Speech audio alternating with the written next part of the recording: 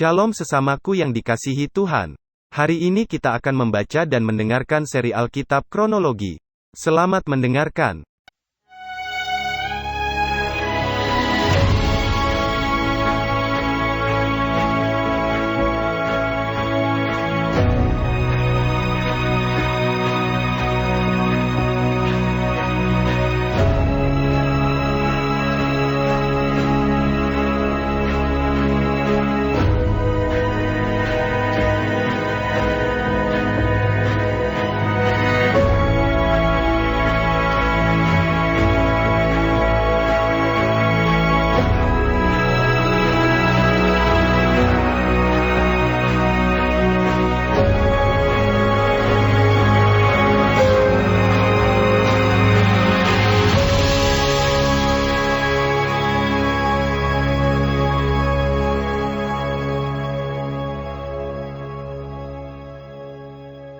Kitab Yehezkiel.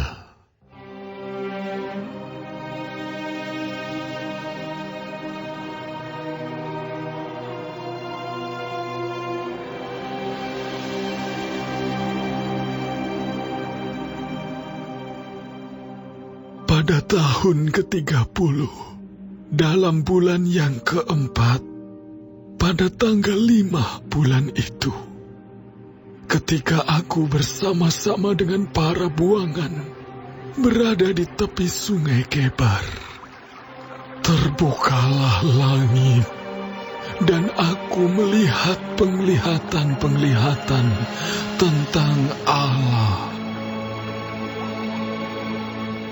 Pada tanggal 5 bulan itu, yaitu tahun ke-5, sesudah Raja Yoyakin dibuang, datanglah firman Tuhan kepada Imam Yehezkiel, anak Busi, di negeri orang Kasdim, di tepi sungai Kebar, dan di sana kekuasaan Tuhan meliputi dia.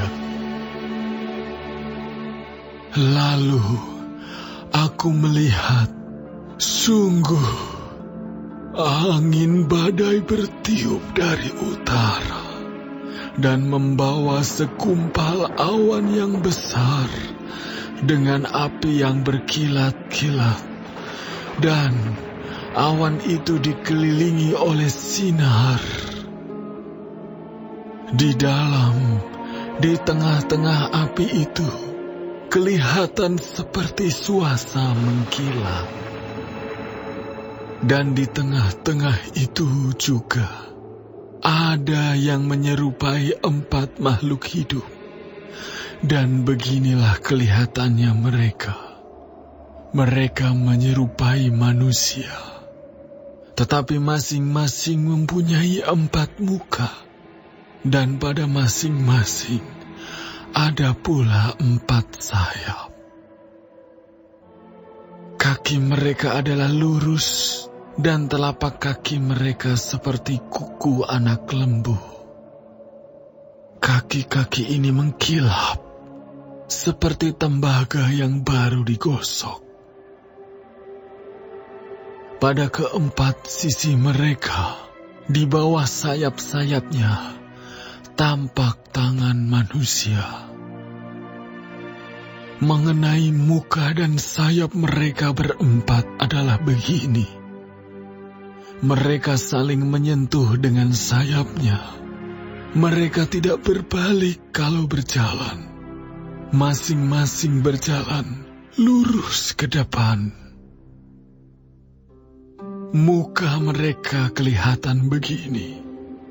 Keempatnya mempunyai muka manusia di depan, muka singa di sebelah kanan, muka lembu di sebelah kiri, dan muka Raja Wali di sebelah belakang. Sayap-sayap mereka dikembangkan ke atas. Mereka saling menyentuh dengan sepasang sayapnya, dan sepasang sayap yang lain menutupi badan mereka.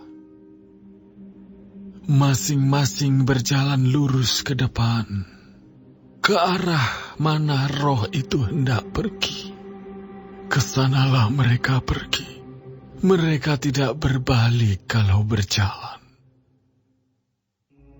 Di tengah makhluk-makhluk hidup itu, kelihatan seperti bara api yang menyala, seperti suluh yang bergerak kian kemari di antara makhluk-makhluk hidup itu. Dan api itu bersinar, sedang dari api itu kilat sabung menyabung. Makhluk-makhluk hidup itu terbang ke sana kemari seperti kilat. Aku melihat, sungguh, di atas tanah di samping masing-masing dari keempat makhluk-makhluk hidup itu ada sebuah roda. Rupa roda-roda itu seperti kilauan permata pirus, dan keempatnya adalah serupa. Buatannya seolah-olah roda yang satu di tengah-tengah yang lain. Kalau mereka berjalan, mereka dapat menuju ke 4 jurusan. Mereka tidak berbalik kalau berjalan. Mereka mempunyai lingkar, dan aku melihat bahwa sekeliling lingkar yang 4 itu penuh dengan mata. Kalau makhluk-makhluk hidup itu berjalan, roda-roda itu juga berjalan di samping mereka. Dan kalau makhluk-makhluk hidup itu terangkat dari atas tanah, roda-roda itu turut terangkat. Ke arah mana roh itu hendak pergi, kesanalah mereka pergi. Dan roda-rodanya sama-sama terangkat dengan mereka. Sebab roh makhluk-makhluk hidup itu berada di dalam roda-rodanya. Kalau makhluk-makhluk hidup itu berjalan, roda-roda itu berjalan. Kalau mereka berhenti, roda-roda itu berhenti. Dan kalau mereka terangkat dari tanah, roda-roda itu sama-sama terangkat dengan mereka. Sebab roh makhluk-makhluk hidup itu berada di dalam roda-rodanya. Di atas kepala makhluk-makhluk hidup itu ada yang menyerupai cakrawala, yang kelihatan seperti hablur es yang mendahsyatkan, terbentang di atas kepala mereka.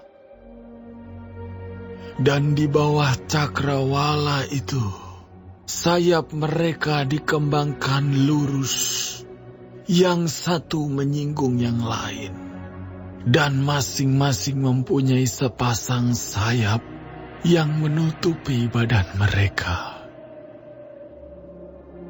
Kalau mereka berjalan, aku mendengar suara sayapnya seperti suara air terjun yang menderu, seperti suara yang maha kuasa, seperti keributan laskar yang besar.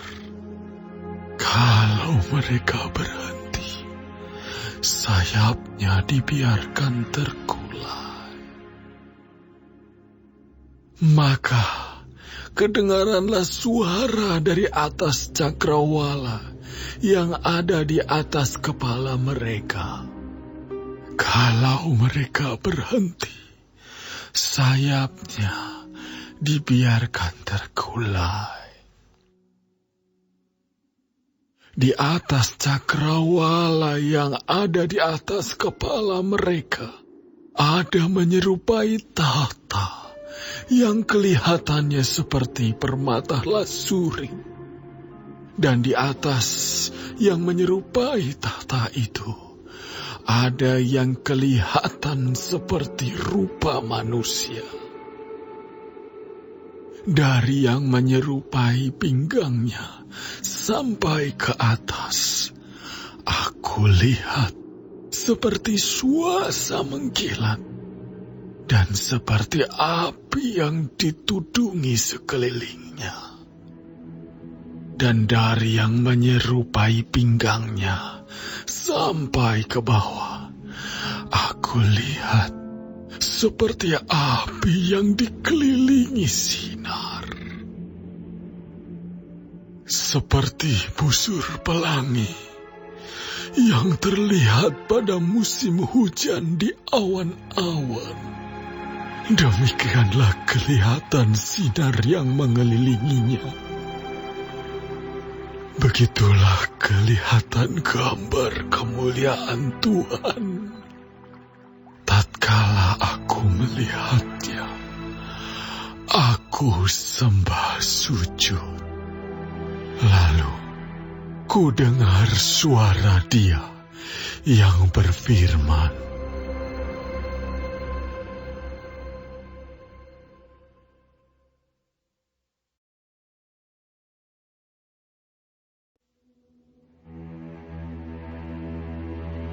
firman-Nya kepadaku, "Hai anak manusia, bangunlah dan berdiri, karena aku hendak berbicara dengan engkau."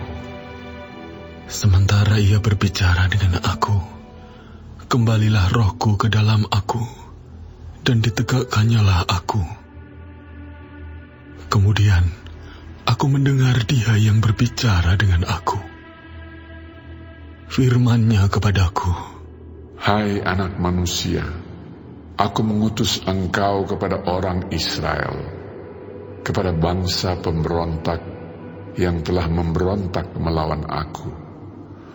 Mereka dan nenek moyang mereka telah mendurhaka terhadap aku sampai hari ini juga.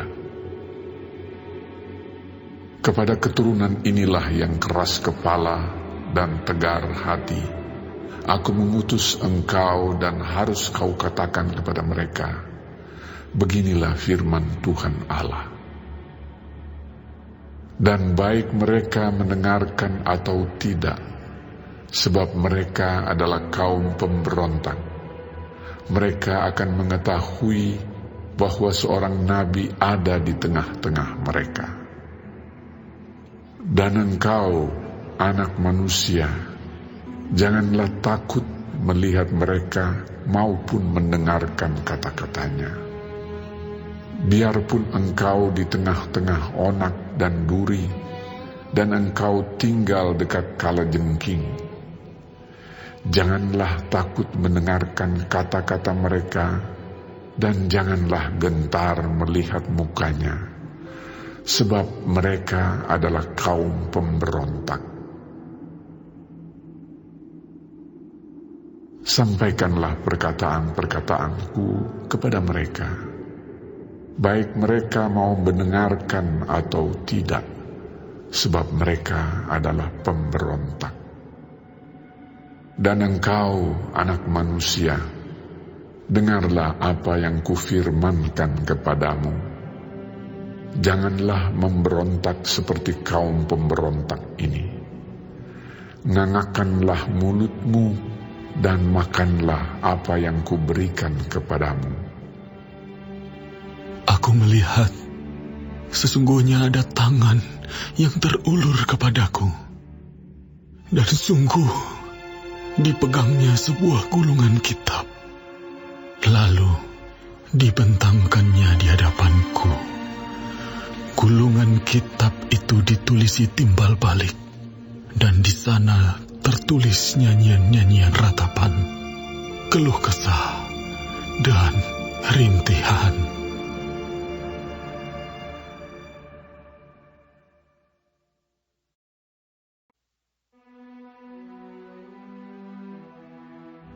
Firman-Nya kepadaku, "Hai anak manusia, makanlah apa yang engkau lihat di sini. Makanlah gulungan kitab ini, dan pergilah, berbicaralah kepada kaum Israel." Maka Kubukalah mulutku, dan diberikannya gulungan kitab itu kumakan. Lalu firman-Nya kepadaku, Hai anak manusia, makanlah gulungan kitab yang kuberikan ini kepadamu, dan isilah perutmu dengan itu. Lalu aku memakannya, dan rasanya manis, seperti madu dalam mulutku. Firman-Nya kepadaku, Hai anak manusia, mari, pergilah dan temuilah kaum Israel, dan sampaikanlah perkataan-perkataanku kepada mereka. Sebab engkau tidak diutus kepada suatu bangsa yang berbahasa asing dan yang berat lidah, tetapi kepada kaum Israel. Bukan kepada banyak bangsa-bangsa yang berbahasa asing dan yang berat lidah, yang engkau tidak mengerti bahasanya. Sekiranya aku mengutus engkau kepada bangsa yang demikian, mereka akan mendengarkan engkau. Akan tetapi, kaum Israel tidak mau mendengarkan engkau, sebab mereka tidak mau mendengarkan aku, karena seluruh kaum Israel berkepala batu dan bertegar hati. Lihat, aku meneguhkan hatimu melawan mereka yang berkepala batu dan membajakan semangatmu melawan ketegaran hati mereka. Seperti batu intan yang lebih keras daripada batu, kuteguhkan hatimu. Janganlah takut kepada mereka, dan janganlah gentar melihat mukanya, sebab mereka adalah kaum pemberontak. Selanjutnya, firman-Nya kepadaku, Hai anak manusia, perhatikanlah segala perkataanku yang akan kufirmankan kepadamu, dan berikanlah telingamu kepadanya. Mari, pergilah dan temuilah orang-orang buangan, teman sebangsamu. Berbicaralah kepada mereka dan katakanlah, beginilah firman Tuhan Allah, baik mereka mau mendengarkan atau tidak. Maka roh itu mengangkat aku, dan aku mendengar di belakangku suatu suara gemuruh yang besar, tatkala kemuliaan Allah naik ke atas dari tempatnya, yakni suara dari sayap-sayap makhluk-makhluk hidup yang menggesek satu sama lain. Dan di samping itu, suara gemertak dari roda-roda. Suatu suara gemuruh yang besar. Dan roh itu mengangkat dan membawa aku. Dan aku pergi dengan hati panas dan dengan perasaan pahit. Karena kekuasaan Tuhan memaksa aku dengan sangat. Demikianlah aku datang kepada orang-orang buangan yang tinggal di tepi sungai Kebar di Tel Abib. Dan di sana aku duduk tertegun di tengah-tengah mereka selama 7 hari. Sesudah 7 hari, datanglah firman Tuhan kepadaku. Hai anak manusia, aku telah menetapkan engkau menjadi penjaga kaum Israel. Bila mana engkau mendengarkan sesuatu firman daripadaku, peringatkanlah mereka atas namaku. Kalau aku berfirman kepada orang jahat, engkau pasti dihukum mati, dan engkau tidak memperingatkan dia atau tidak berkata apa-apa untuk memperingatkan orang jahat itu dari hidupnya yang jahat. supaya ia tetap hidup. Orang jahat itu akan mati dalam kesalahannya, tetapi aku akan menuntut pertanggungan jawab atas nyawanya daripadamu. Tetapi jikalau engkau memperingatkan orang jahat itu, dan ia tidak berbalik dari kejahatannya dan dari hidupnya yang jahat, ia akan mati dalam kesalahannya. Tetapi engkau telah menyelamatkan nyawamu. Jikalau seorang yang benar berbalik dari kebenarannya dan ia berbuat curang, dan aku meletakkan batu sandungan di hadapannya, ia akan mati. Oleh karena engkau tidak memperingatkan dia, ia akan mati dalam dosanya, dan perbuatan-perbuatan kebenarannya yang dikerjakannya tidak akan diingat-ingat. Tetapi aku akan menuntut pertanggungan jawab atas nyawanya daripadamu. Tetapi jikalau engkau memperingatkan orang yang benar itu supaya ia jangan berbuat dosa, dan memang tidak berbuat dosa, ia akan tetap hidup, sebab ia mau menerima peringatan, dan engkau telah menyelamatkan nyawamu. Maka di sana kekuasaan Tuhan meliputi aku, dan ia berfirman kepadaku, bangunlah dan pergilah ke lembah. Di sana aku akan berbicara dengan engkau. Aku bangun dan pergi ke lembah. Sesungguhnya di sana kelihatan kemuliaan Tuhan, seperti kemuliaan yang telah kulihat di tepi sungai Kebar. Dan aku sujud. Tetapi masuklah roh ke dalam aku, dan ditegakkannya aku. Lalu ia berbicara dengan aku. Katanya, pergilah pulang, kurunglah dirimu di dalam rumahmu. Dan engkau, anak manusia, sesungguhnya engkau akan diikat dengan tali dan akan dibelenggu, sehingga engkau tidak bisa keluar masuk di tengah-tengah mereka. Dan aku akan membuat lidahmu melekat pada langit-langitmu, sehingga engkau menjadi bisu dan tidak akan menemplak mereka, sebab mereka adalah kaum pemberontak. Tetapi kalau aku berbicara dengan engkau, aku akan membuka mulutmu, dan engkau akan mengatakan kepada mereka, beginilah firman Tuhan Allah. Orang yang mau mendengar, biarlah ia mendengar. Dan orang yang mau membiarkan, baiklah membiarkan. Sebab mereka adalah kaum pemberontak.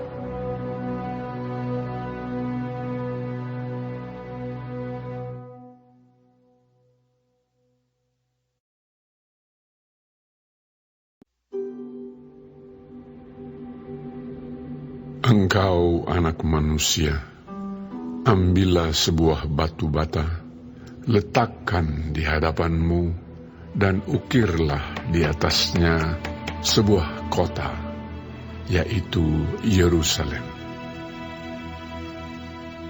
Ukirlah kota itu dalam keadaan terkepung. Dirikan sebuah benteng pengepungan, timbun pula tanah menjadi tembok pengepungan. Tempatkan perkemahan tentara dan susun alat-alat pendobrak sekeliling kota itu. Lalu ambillah sebidang besi dan dirikanlah itu di antaramu dengan kota itu menjadi dinding besi. Kemudian tujukanlah wajahmu ke arah kota itu, sehingga kota itu dalam keadaan terkepung dan Engkaulah yang mengepung dia. Inilah menjadi lambang bagi kaum Israel. Berbaringlah engkau pada sisi kirimu, dan aku akan menanggungkan hukuman kaum Israel atasmu. Berapa hari engkau berbaring demikian, selama itulah engkau menanggung hukuman mereka. Beginilah aku tentukan bagimu, berapa tahun hukuman kaum Israel, sekian harilah engkau menanggung hukuman mereka, yaitu 390 hari. Kalau engkau sudah mengakhiri waktu ini, berbaringlah engkau untuk kedua kalinya. Tetapi pada sisi kananmu, dan tanggunglah hukuman kaum Yehuda 40 hari lamanya. Aku menentukan bagimu 1 hari untuk 1 tahun. Tujukanlah wajahmu kepada pengepungan Yerusalem, dan kepalkanlah tinjumu kepadanya, dan bernubuatlah melawan kota itu. Lihat, aku akan mengikat engkau dengan tali, sehingga engkau tidak dapat berbalik dari sisi yang satu ke sisi yang lain, sampai engkau mengakhiri waktu pengepunganmu itu. Selanjutnya, ambillah gandum, jelai, kacang merah besar, kacang merah kecil, jawan, dan sekoi, dan taruhlah dalam 1 periuk, dan masaklah itu menjadi roti bagimu. Itulah makananmu selama engkau berbaring pada sisimu, yaitu 390 hari. Dan makananmu yang harus kau makan akan ditentukan timbangannya, yakni 20 shikal 1 hari.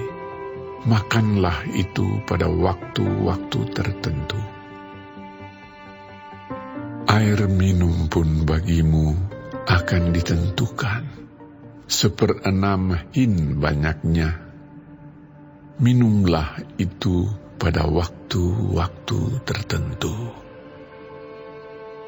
Makanlah roti itu seperti roti jelai yang bundar, dan engkau harus membakarnya di atas kotoran manusia yang sudah kering di hadapan mereka.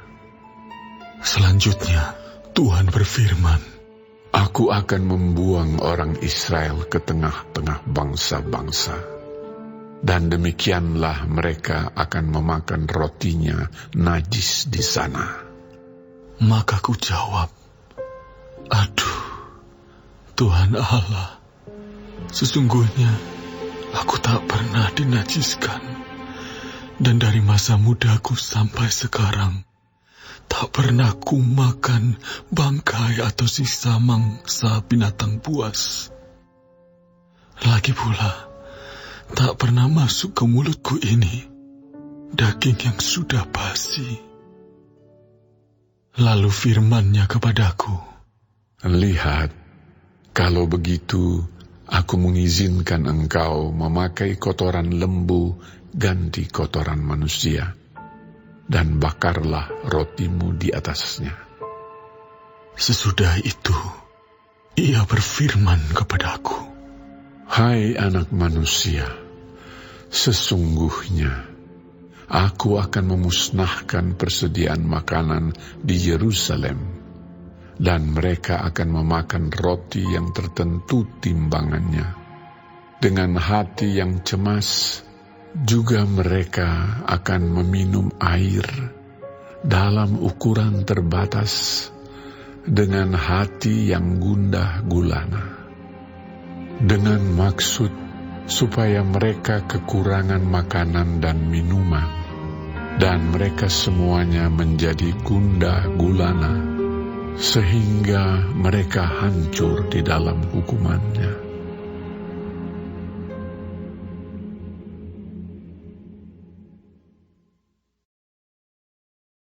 Hari ini kita telah mendengarkan seri Alkitab Kronologi.